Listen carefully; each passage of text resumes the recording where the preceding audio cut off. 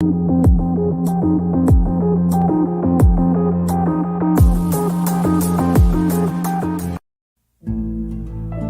to your truth that you are the I Am presence in harmony with the divine. You are consciousness beyond what the body and mind identify.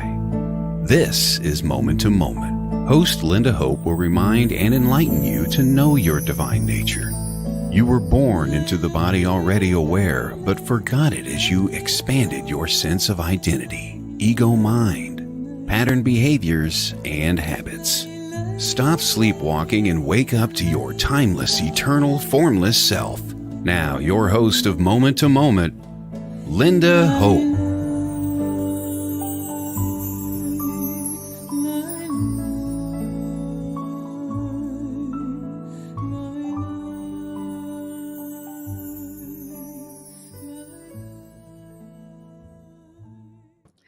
Welcome, namaste to everyone joining us, either YouTube or Facebook or our WLTK-DB platform. So excited to be here today. And as you might have seen in the write-up about this show, we are going to take a deep dive into the topic of abuse, particularly self-abuse. And may be a little different than what you think it is. So I hope that you can be with us for 60 minutes just to sort of get a little glimpse into what that really looks like from a personal ego standpoint. And as we all know, the ego can be playing a little bit of games with us as people, constantly having our buttons pushed. We're going to talk about that a little bit. We're coming up to Christmas. It's December. You're going to be sitting down with your family. You're going to be sitting down with your loved ones. There's going to be some challenging conversations happening at the dinner table. Some alcohol being consumed. Some sore spots being rubbed a little bit that maybe you carried on from the year before or even the year before that. How do we now go forward in the new year? Looking at now New Year resolutions too.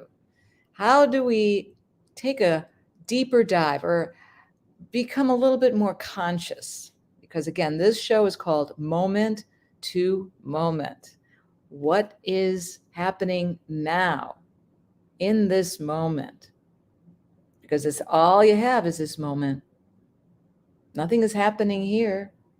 There's no conflict right now in this beautiful moment.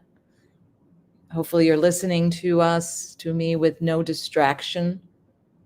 Or maybe you have a radio going or another television show playing and just sort of going, oh, let's see, I can do 2 or 3 things at one time. Yes, I used to be that way. Remember those days? I can do everything. I can bring home the bacon, I can stir it up in the pan, and I'll never let him forget he's a man. Do you remember those times, ladies? I think I'm dating myself. But let's look a little bit closer now. We're going to talk about how are we actually becoming more conscious in our life, or are we? Now, abuse, I'll give you the definition of abuse. Treating a person or an animal with cruelty or violence, especially regularly or repeatedly. And self-abuse is treating yourself badly, repeatedly. And this is a very critical self-talk that we get glimpses of if we are conscious of it. Sometimes we're not even conscious that we have those thoughts in our heads. And then we start to look at them, and then we're not so happy with ourselves because we believe those thoughts. That's the thing. Where the self-talk is full of belief. We believe those thoughts to really be who we are. And then it gets destructive. So I'm going to give us a little bit of a scenario. We're going to listen to a scenario here. And I want you to sort of, sit back, think about it. Does this apply to you? Has this happened to you in your lifetime? Here's the example. You're having an argument with a partner or a friend, and you both say nasty, nasty things to each other in the heat of the argument. He or she leaves, storms out, and you are extremely angry. You feel like you never want to talk to that person again. Mm-mm. All you can feel is personally attacked and violated. How dare they say that to you? You don't deserve that kind of treatment. You are justified by saying whatever you felt in return. You only see your point of view, and you can't see how they could even argue with you. You are so right, and they are so wrong. Now let's look at that scenario again. Now, do you see the ego play in any of that? Now, do you see it defending itself by making that other person completely wrong and you completely right? Can you see how personal it gets? Can you? Do you see how attacked and attached the ego is to this viewpoint? And it's a pattern behavior. It's completely a pattern behavior. Because there's no distance in that argument. You are totally unconscious. Why? Because there's no breath, there's no space between you arguing with each other. You get caught up in the drama of it in the moment, and all you can see is your point of view, and you see them as totally wrong, and you as a total victim. How dare they do that to me? I don't deserve that. I was innocent. I'm innocent as a little lamb. Right? And you don't care about being cruel to them because they're certainly cruel to you. And if they can dish it out, so can you. But you're above that. Oh, yes, they deserve it. You don't. Now, what typically also happens after a heated argument like that is he storms out or she storms out, and you go back to where you can, where you live, and you're just fuming, and you're just rehashing it over and over and over, and you're over in your head, right? And then you can't sleep. You're playing the scenario, who said what, I said this, they said that. And then you start to maybe wake up a little bit and gain some kind of perspective and maybe a little bit of responsibility and think about how it started, and did you have anything to do with that? Did you really think it was all their fault and you were innocent? Well, then you're starting to think a little bit about it. Maybe I did start it. Maybe I said something and that pushed that person's buttons, and I shouldn't have maybe said that. It was maybe cruel, but I didn't deserve that. I didn't deserve him to shout at me or her to shout at me again like that. That's horrible. Well, no, I couldn't let that happen, right? Couldn't stand by and see that happen. So can you see that there is a lot of self-talk that follows that kind of conversation? So even if that person who was very cruel to you, which of course was totally undeserving, was cruel to you, you continue to repeat that cruel conversation to yourself. Can you see in that moment that you are now in a place of self-abuse? And we continue that story. Then we start calling our friends and we repeat it over and over and we blame them for our unhappiness. And then it could be years later and we're still bringing up the same story. Of course, the memories are a little changed. Probably the drama is a little more focused that they're completely wrong, or the other way around, that you were completely wrong because you learned your lesson. Maybe you got more conscious.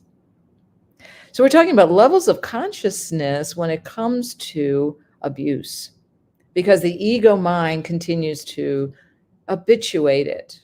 And it's usually a pattern behavior that you acquired over many, many years, decades. And you know what buttons you're going to be pushed. Because whatever you believe yourself to be as a person with an identity, you may love yourself as, your physicality is, people look at you when you enter a room, or you're very, very absorbed by yourself, and you love your appearance, and if somebody says, oh, did you change your hair color? Or I don't know if that color really suits you, or any comment to put you down in any way about your looks, there is a button that will be pushed. Absolutely, 100%. But we also tend to do it to ourselves just by looking in the mirror.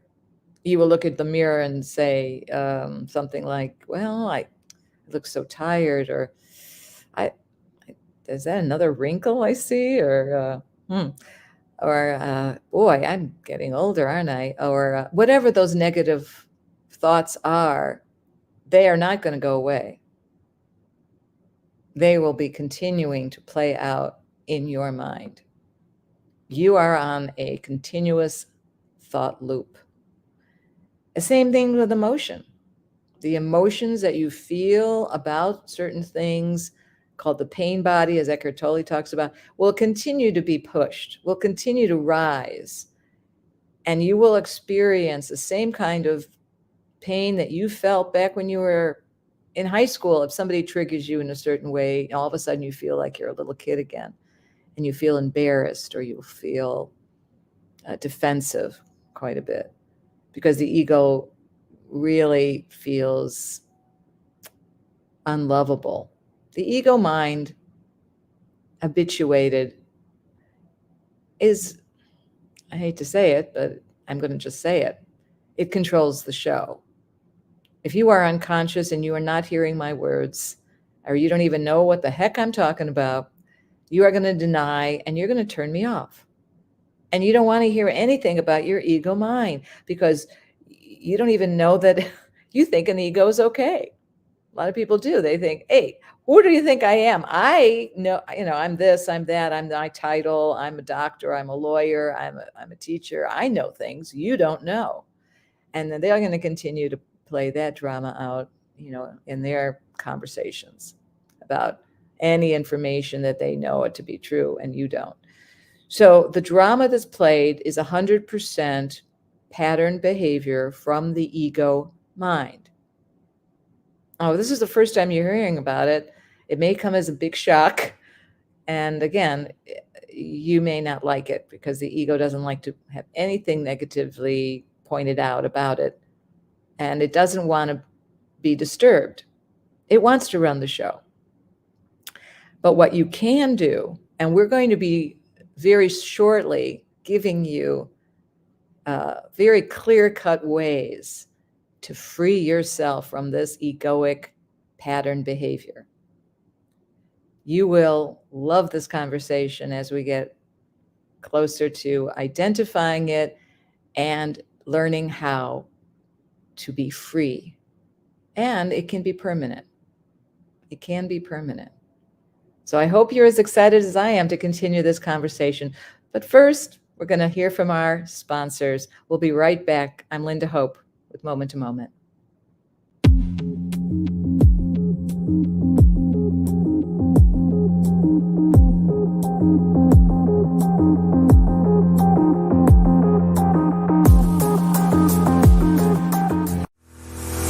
Want to keep up with the latest at the station?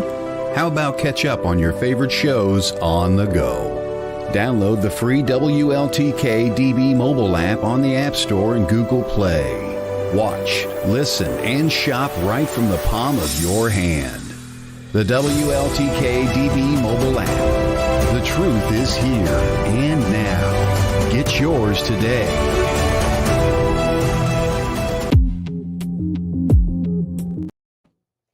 So I hope you get your pencil and paper ready, because I am going to share with you some very important points to consider. Okay? Because we're looking at something that is habitual in all of us as people. As people, we identify ourselves with our beliefs, with our concepts, with our personal identity, with our roles that we play, with the opinions that we acquire over time. And we get so opinionated that sometimes we lose ourselves in ourselves, and we get unconscious. And until things heat up, sometimes we can catch ourselves in a heated conversation and say, wait a second, I'm sorry. I didn't mean to say that. I'm sorry that was terrible. I don't know why I said that. It just came out, right? Sometimes we can catch ourselves and we can apologize on the spot if we are conscious.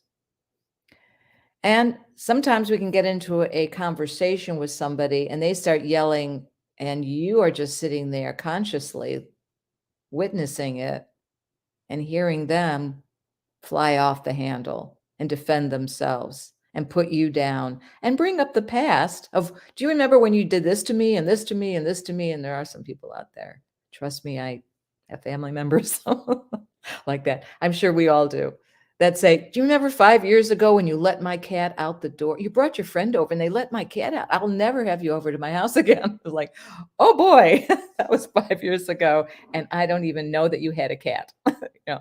So there are moments like that where they take your breath away and you just are sitting witnessing their interesting behavior, as you can call it. I love the word interesting because then you don't judge them. You just see it all as a play.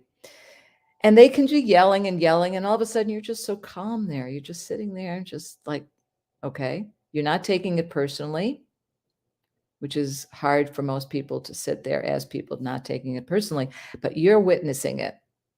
You've got a higher consciousness view of it, and you're witnessing it, and they're making a complete idiot of themselves. And they see it because you're not feeding it.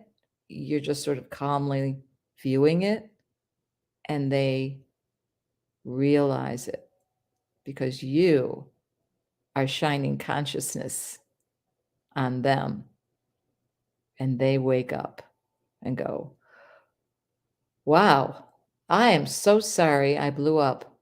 I'll stop now. Or whatever. And I've had that happen. I've had it happen from me. So firsthand experience, it's wonderful to see that when you become conscious and you see it, the play of life and duality, which is the person living in duality, that 1 minute you're his friend, the next minute you're his foe, kind of thing. And you just see it as interesting, then you don't judge it and you don't blame and you don't complain and you don't really add anything to the drama. So that's an example of what a aware and awake person does, or individual that is conscious, but more so a person that realizes that they're more than just that, a person with a habitual pattern behavior. You're no longer run by the program. You're no longer run by that ego mind. So as I promised you, we're going to talk about some really important things about what you can do to start freeing yourself now from self-abuse. Number 1, stop blaming others. Ooh, if you were listening last week, the first one I said was, you take 100% responsibility for your own relationships. Well, this is another biggie. Stop blaming others. So we get into this sort of, again, defensive mode where we'll start blaming others for our unhappiness. He did this to me. She did this to me. Oh, I don't believe it. I'm so unhappy. If they had not said that, I would not feel so bad, right? So blaming others takes all the responsibility, gives them all the responsibility for whatever happens. No, you are responsible, 100% responsible. So if you are 100% responsible, blaming others is really, a little bit, it's taking that away from you. And again, you're responsible now. You can look inside yourself and say, I am responsible for my own happiness, and I cannot blame others for that, for making me unhappy. So I can fully be in my power. But when you find yourself blaming others, are you conscious enough to wake up and realize that you're doing it? That is the trick. It's very easy to fall unconscious because these are habitual patterns that we have. One of them is definitely blaming others. And we go back in history, we can say, well, remember when this person did this and this and this and this and this, and you forget any role you played in that. You totally forget how your actions and your words had anything to do with the conversation. That argument escalated all by themselves. You had no, you're sort of like this innocent bystander when you blame other people. And when you really look at that, is that really true? Doesn't it take two to tango? As I was told. I do like to tango. In fact, I like cha-cha. Never mind. Digressing. So that's the first one. Freeing yourself from self-abuse. One of the things is stop blaming others. Number 2, stop talking about other people. Oh boy. Oh, don't we love to gossip? Oh, we do love to gossip. And I have to say, as awakened as I am, I have to bite my lip so many times. My thoughts are going, I would love to talk about this person. I would love to talk about this person. And sitting with my best friend at lunch, and my mind is going, talk to her. It's okay. You can talk to her about this person. It's not going to be, you're not putting her down. You're just talking about her. And even then, I can't bring myself to do that. I see that as a major flaw in people. Because what happens when you talk about other people, not only are you involving the person you're talking with in that conversation, and it's probably in a negative tone. It's probably something that somebody loused up and did something wrong, and you saw them and you're putting them down. You've got to be putting them down if you're talking about other people.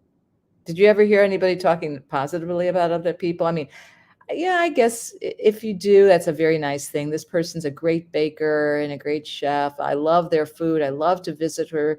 She's so great, and da da da da. That's okay. You can talk about another person in a very positive way if you're really sincere. Very sincere, right?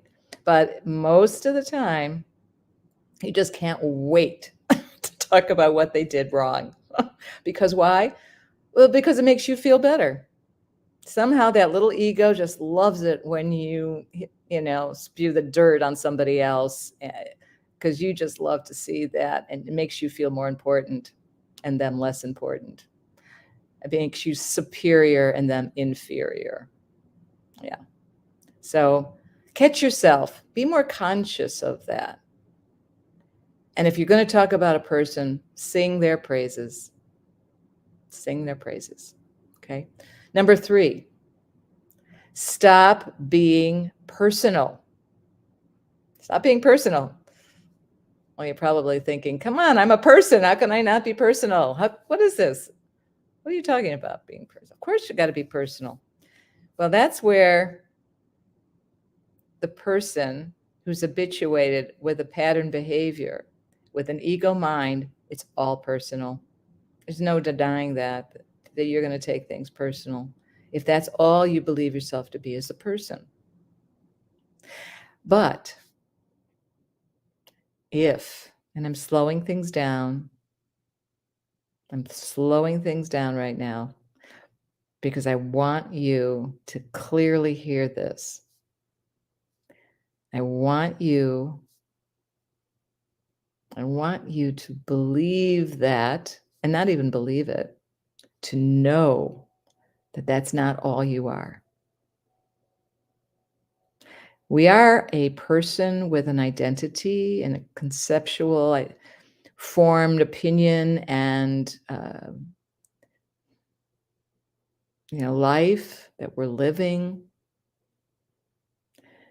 And that's the form of the human being, the human aspects. But the being, the other part of that human being equation, the being is your essential nature. This formless consciousness that you are. That is not personal. This is not the identity, ego. Ego does not exist in your beingness. As consciousness, you have no agenda. You don't have an opinion about yourself. In fact, you probably don't even have an opinion. And in fact, nothing is right or wrong. It just is. The isness of it is all there is. This moment, this present moment, that is perfect. And there's nothing that needs to be defended or changed. There's no need for an opinion here. It just is, right? It arises in the moment, in the present moment.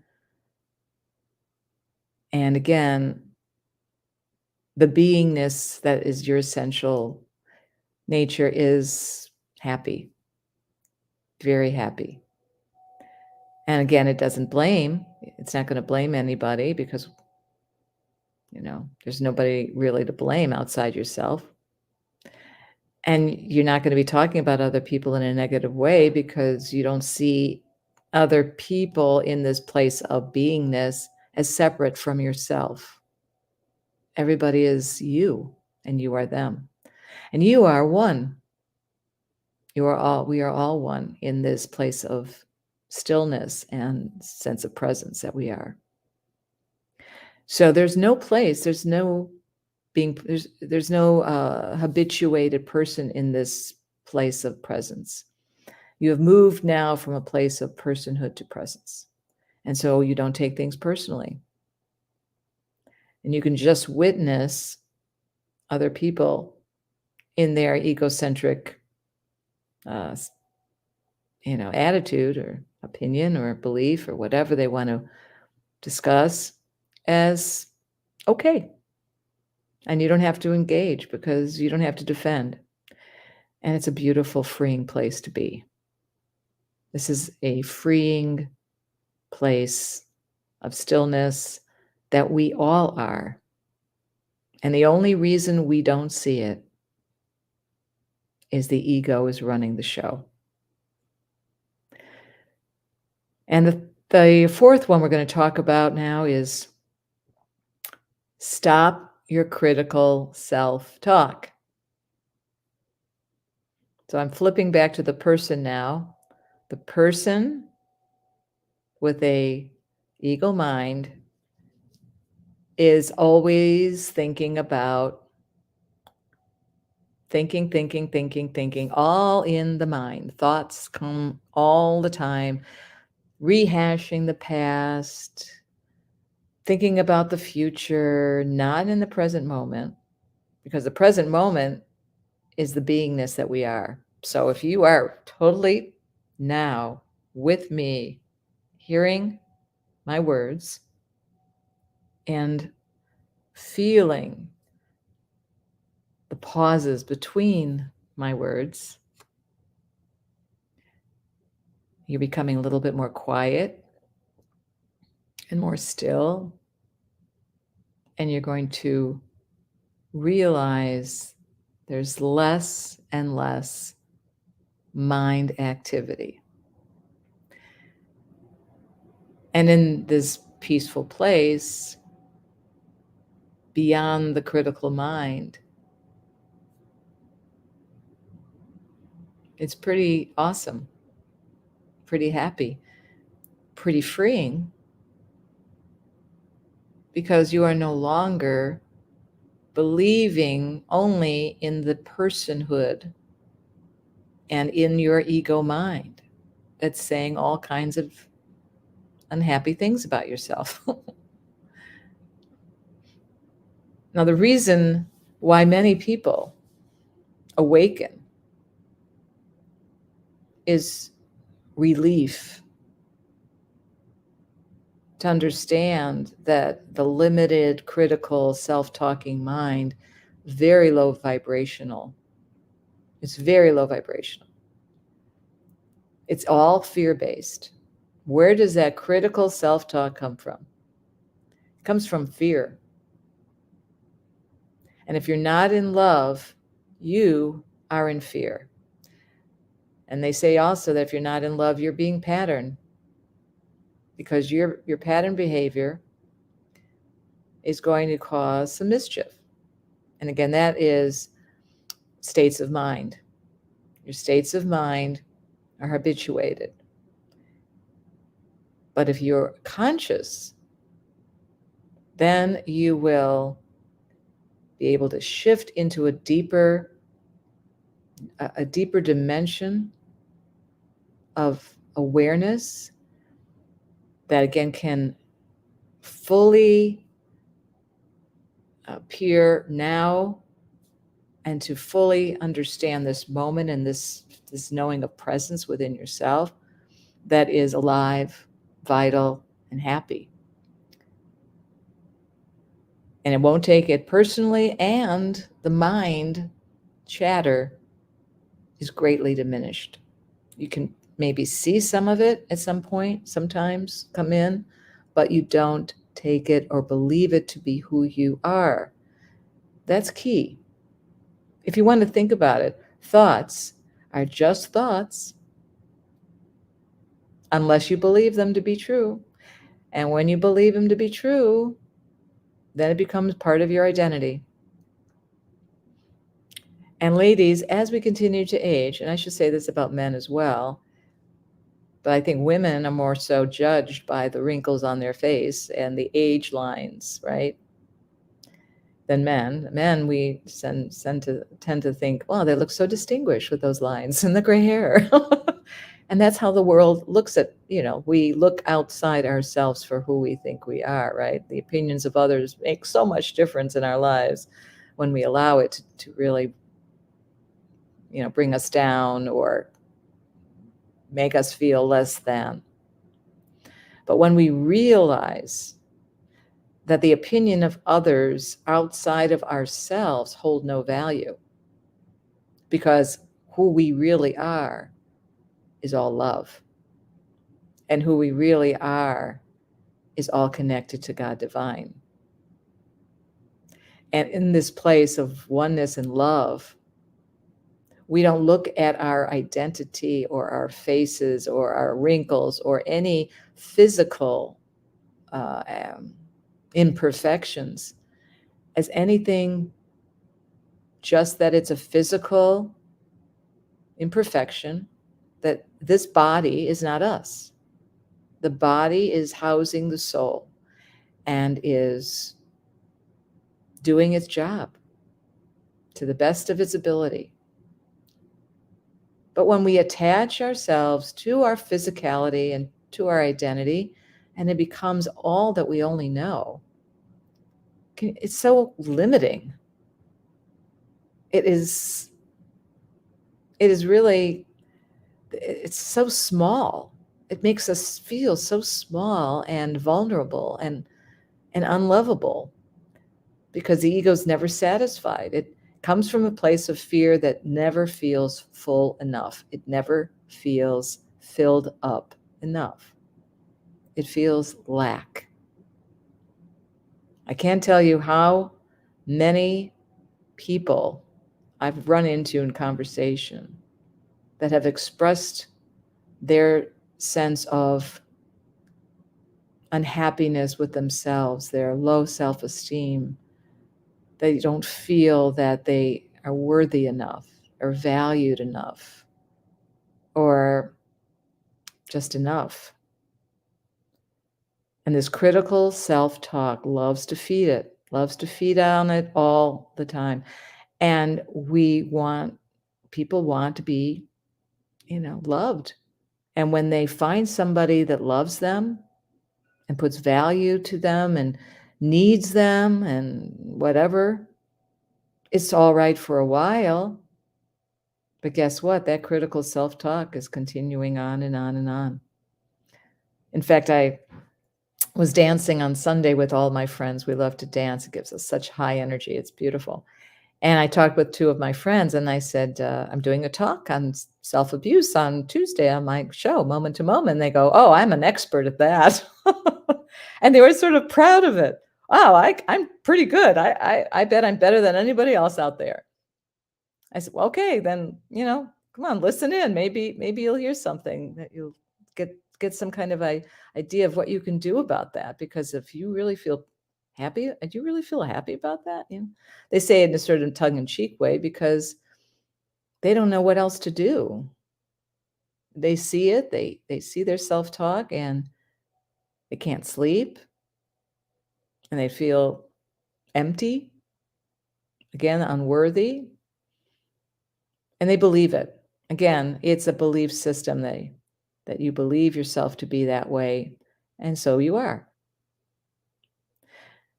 Now, number 5, this is also a difficult one to hear, but avoid nothing. Avoid nothing. Wow, okay. Well, that means you're gonna go to your Christmas dinner or your Hanukkah dinner, and you're gonna be with your family and relatives, and hopefully you are, because now COVID's over and people can get together, and, well, maybe some can, if some feel that the other one's vaxxed or not vaxxed, and will they allow them in their house, and what's your view on this, and what's your view on that, and, yeah, a lot of opinions around these topics these days. Or who's your favorite candidate? Or what did you think about the election? Or you really want to go there? Do you really want to get into who's right and who's wrong? Yes, you do. Avoid nothing. Avoid nothing. Why? Because these are your opportunities to wake up.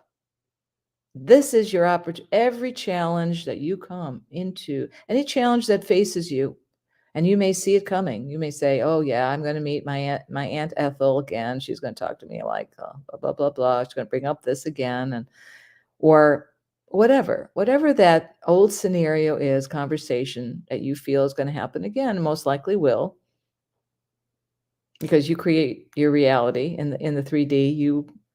Law of attraction happens all the time, so get ready. But you are there to experience challenges so that you can wake up. I'm saying wake up, not just as a person being conscious that you're going to have this experience. That's not the level of consciousness we're talking about. Consciousness on various levels. We're talking about a deeper dimension of awareness. As Eckhart Tolle talks about it as a deeper dimension. Muji talks about it as a higher consciousness. So either it's higher or deeper. It's a different dimension of consciousness. And there's also a book that's called The Map of Consciousness. Talks about lower vibrational consciousness as the anger, the play of your pattern behavior, your different outbursts, anger, so on, jealousy. That's very low vibrational. And as we get higher and higher and higher and higher, love, again, is over 600 in level of energy. How do we continue to raise our consciousness about ourselves and about our place in the world as a collective consciousness? Why do we expose ourselves over and over and over to situations that we know are going to go south? Sometimes we just do that. In my lifetime, in Linda's lifetime, it was a common practice to put, I talk to we talk as a person, we like to say Linda, or, my teacher likes to do that. She calls herself Sage, just so that we are making ourselves clear that when we talk as the person, we're talking about this 3D reality. Okay. So in the life of Linda loved to experience a lot of different relationships, going into it knowing that it was going to show her a deeper understanding of herself. It was going to show her her ego at play. And it wasn't pretty. It wasn't pretty, but it was waiting for the next shoe to drop. Have you ever been there where you're in a conversation and you know that person's going to push your button? You know you're going to start off very pleasant.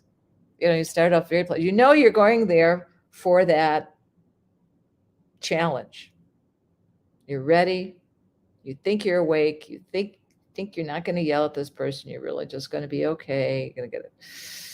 And then it happens. The button's pushed and you are unconscious again. And you maybe wake up during it and stop yourself. Or it takes a day or two and then you realize, I did it again. I allowed that person to show me my buttons.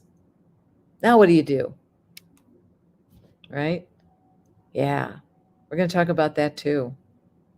We are.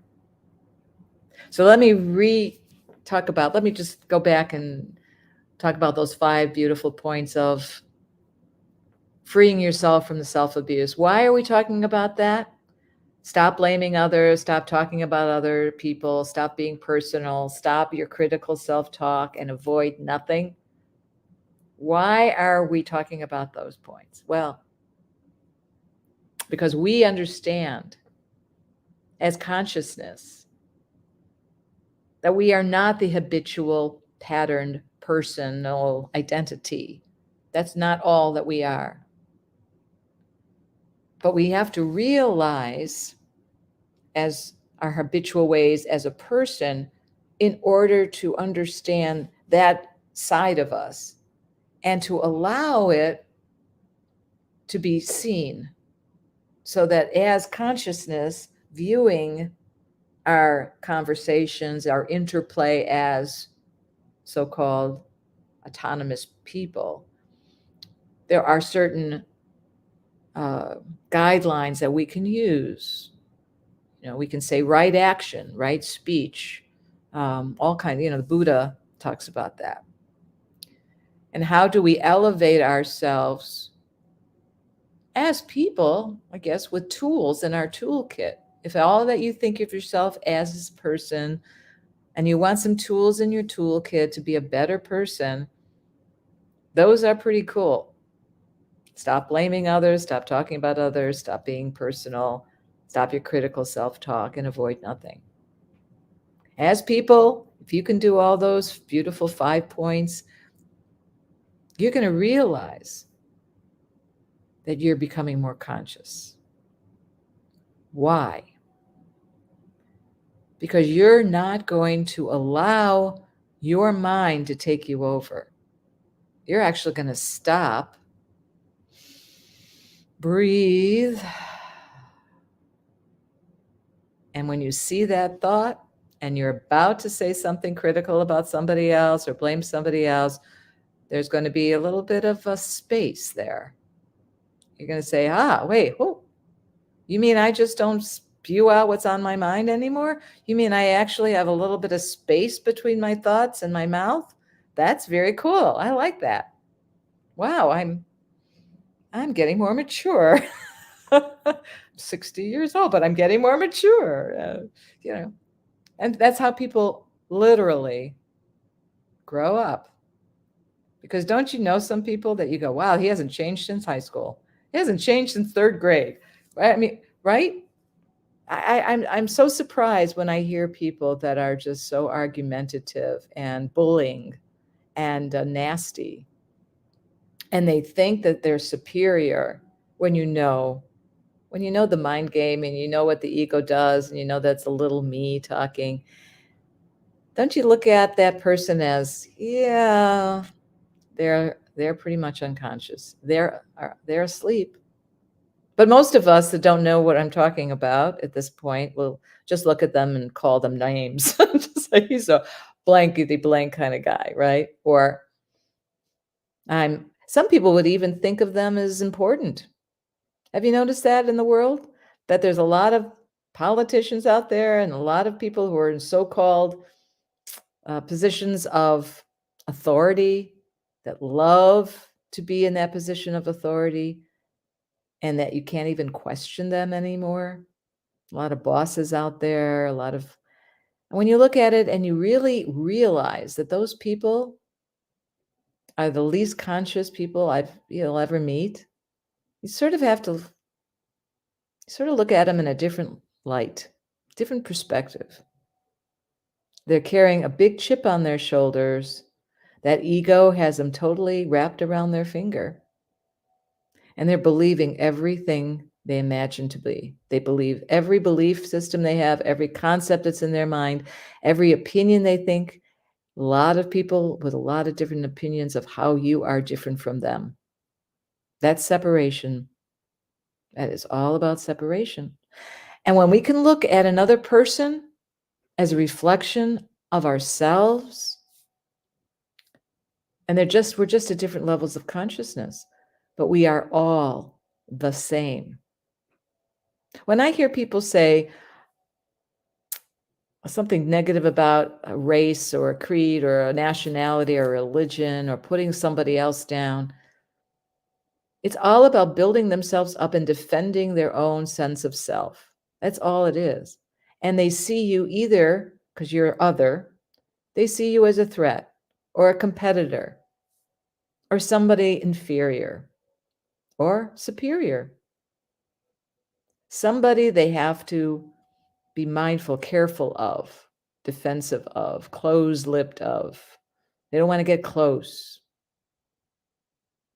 Or they keep you at a distance. They don't want to show any kind of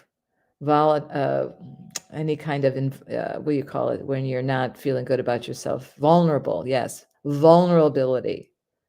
People say, "Oh, I don't want to be vulnerable. I don't want to share my heart with you." Because what will happen? If I share my heart with you, I'm exposing myself.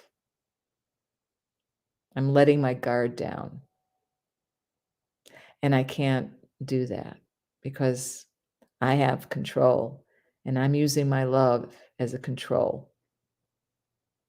And that is so sad when that person only thinks of themselves in that context, where they cannot see the deeper intelligence that they are, that God created man and woman and us to be beings first, not human.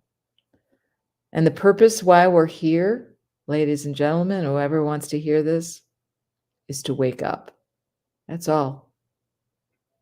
Because at some point, you're going to look at life and you're going to say,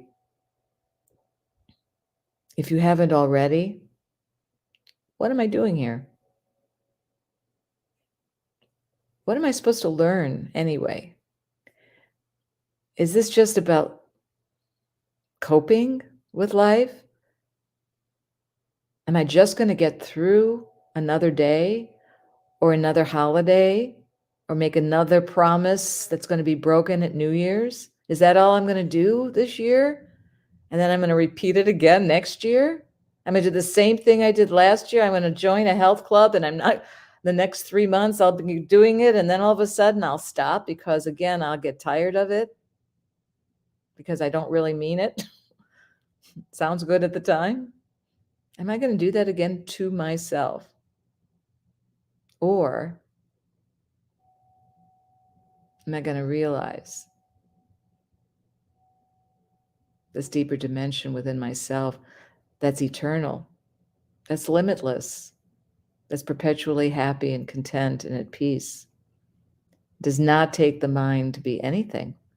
In fact, it's not about how intelligent you are, because wisdom comes through. Wisdom is really from this place of stillness. And the compassion and love just comes from this place. It's unconditional. And creativity flows from this place of stillness and peace and presence. Whatever word, conceptual word you use doesn't really do this justice. But we use these conceptual words to point our way into the place of presence, into our essence.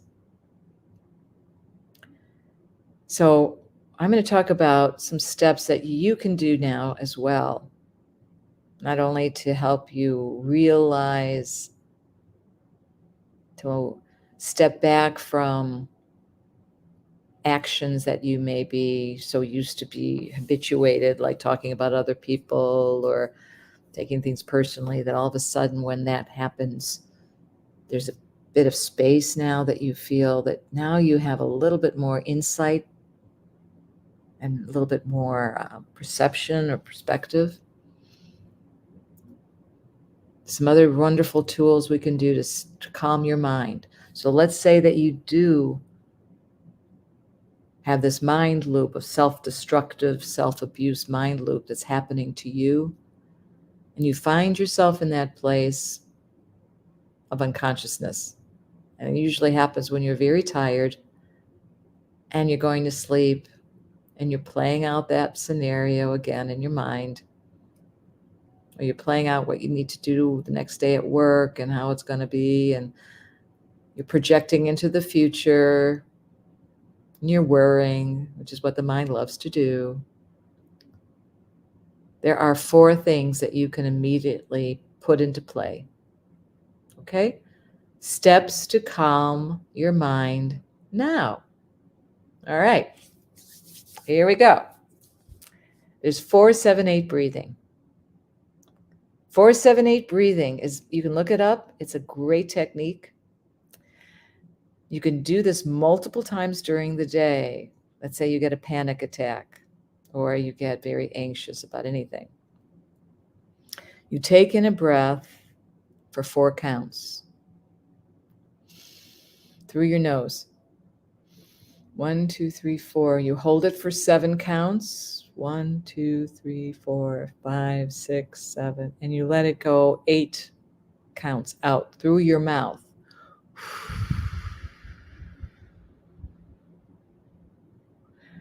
So 8 counts out. So it's 4 in, 7 hold, 4, 5, 6, 7, 8 out. 1, 2, 3, 4, 5, 6, 7, 8. You can go as slowly or as fast as you want to count it, but you do that 3 times. Now that definitely lowers your nervous system. I know several people have told me how happy they were at knowing about this. They don't meditate. They know how important it is to calm your mind through meditation. But they do this before they go to sleep, and it drastically helps them fall asleep. So when you do take your breath, any breathing technique will help you to focus on your breath. It takes the attention away from your mind, from your thoughts, and it puts it into, the attention goes to your breath, to your body. A beautiful technique, okay? Number 2, put attention in your body and feel aliveness. When you put your attention in your body, again, you're moving your attention from your mind into your body. And if you want, you can also feel the aliveness in your hands. You know, if you just put your hands out there and you close your eyes, ask yourself, where are my hands?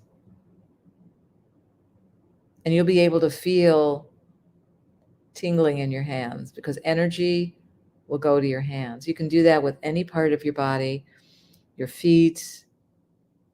You can also bring it to your heart space and you'll feel an aliveness in your body. You can do that eventually through your whole body and just feel its aliveness.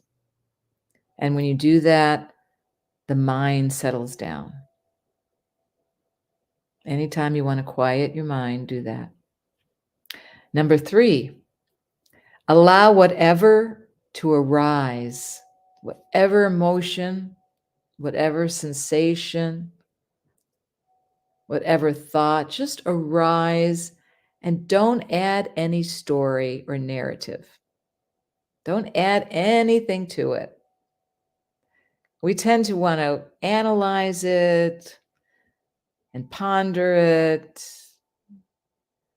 and really wrestle it to the ground and kill it. I mean, come on.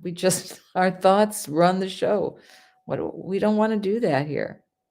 We want to settle it down, not give any energy to it, not build any story around it, and allow it. I think last time I spoke about a dish fell off my table and crashed to the floor. There was really no emotion and no even thought about it. I was just, all right, I'll go clean it up. When you can just allow things to arise, they just are. It is what it is. Accept it. It arose. There's no need for drama. There's no need for a huge reaction. You will be finding yourself as you become more conscious and more present in the moment now experience, that things will be easier for you. It's like a meditator also has this epiphany. I've been meditating for decades, and I really noticed that when there was an emergency that happened of any sort, that it felt there was a lot of time to react. There wasn't like this knee-jerk reaction anymore. I wasn't being, oh, I got to, jump up and do something. No, I was like a stillness came over this knowing, this presence, and then I allowed it to be felt, and I didn't jump or get all bent out of shape. And that's what this type of practice can do for you, is when you allow whatever is, you can notice maybe a thought or a narrative, but let it go like a cloud. Just let it go. There's no purpose. No. Don't judge it. Don't judge yourself. Don't judge the other person, because that's the ego mind again. Just allow it. And number 4, tell yourself, I am not my thoughts. They do not control me. You can say that many times throughout your day, especially the ego ones that come up and say, oh boy, you're not doing well at work, and oh boy, you're not doing well at school, you're going to flunk, or that person doesn't love you, or you're not so hot, or blah blah blah blah. Whatever that story is, don't believe your thoughts, because when you give it power, it has power over you. So realize if a thought comes in and you say, oh, I don't like myself today, there's something wrong, I'm not feeling good. That's just a thought. Check in with yourself. Is it true that I'm not doing well? Maybe it's just that my friend just came down with a cold. Maybe I'm feeling that too. Maybe I'm thinking I'm going to get sick. Check in with yourself. Are you feeling sick? No, I really am not. That was just a thought. Surprise! That's the illusion of thoughts. We assume so many things, and they're not true. Look at your assumptions. What do I mean? Making an ass of you and me, right? When you assume. So 4-7-8 breathing. Put your attention in your body. Allow whatever it is to arise without a narrative. And tell yourself, I am not my thoughts. They do not control this. Meaning the isness, the presence that you are. So I hope that you can listen to this over and over again to get some clarity around you as presence, as a being, as a consciousness that you are, and not a habituated person with all this opinion and identity and ego mind. That's so limiting. In the new year, maybe that's your resolution, to be more present, more allowing of this moment, to be kind and loving to yourself and others. And know that you are all one, and that we all are one with God in this beautiful moment of presence.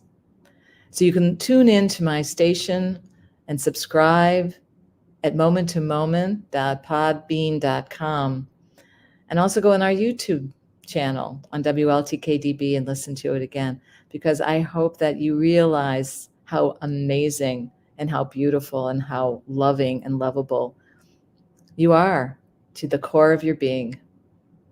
It is my honor and privilege to be here to shed the light and love that you may understand and realize it within yourself.